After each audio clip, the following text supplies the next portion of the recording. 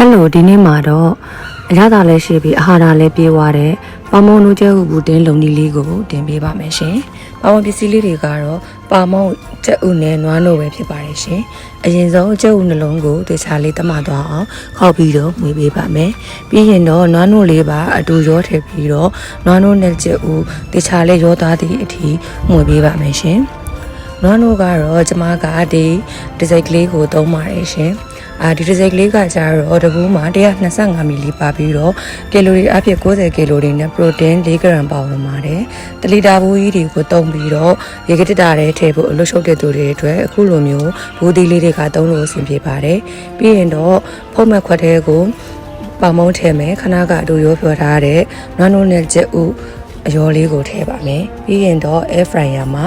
အပူချိန်190မှာ20မိနစ်ဖုတ်ပေးပါမယ်ရှင်။ဒါဆိုရင်တော့အနံလေးလည်းမှုေးပြီးတော့အာဟာရလည်းပြေးသွားတဲ့ပါမုံတို့ကျုပ်ဘူးတင်လေးရပါပြီပြီးရင်တော့ protein 26 gram ပါဝင်တဲ့ oat drink လေးကိုမချမုံနဲ့အတူရောပြီးတော့အုတ်မချလေးတစ်ခွက်နဲ့အတူတွဲဖက်ပြီးတော့စားပါမယ်ရှင်ဒီမနက်စာလေးကဗိုက်လဲပြေးအာဟာရလည်းပြေးပွားပြီးတော့ကီလိုရီလည်းအဆင်ပြေတာမလို့ဝိချနေသူတို့အစားသုံးလို့လည်းတင့်တော်တဲ့မနက်စာလေးဖြစ်ပါတယ်ရှင်